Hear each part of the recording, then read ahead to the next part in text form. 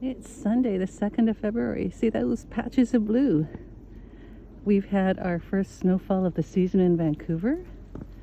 I'm here at Jericho Beach Park, right by your local beaver dam.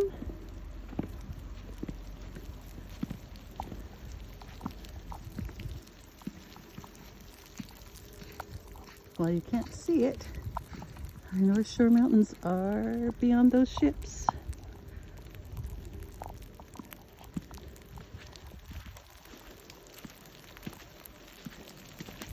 And we have some serious melt coming down.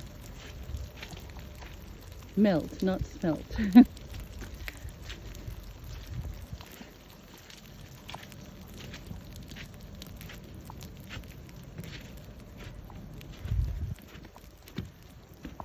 We don't often see Vancouver like this, so it is a treat.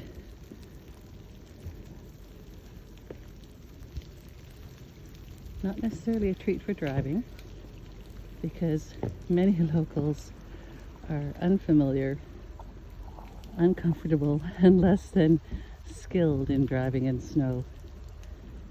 Yet it's a treat for the eyes.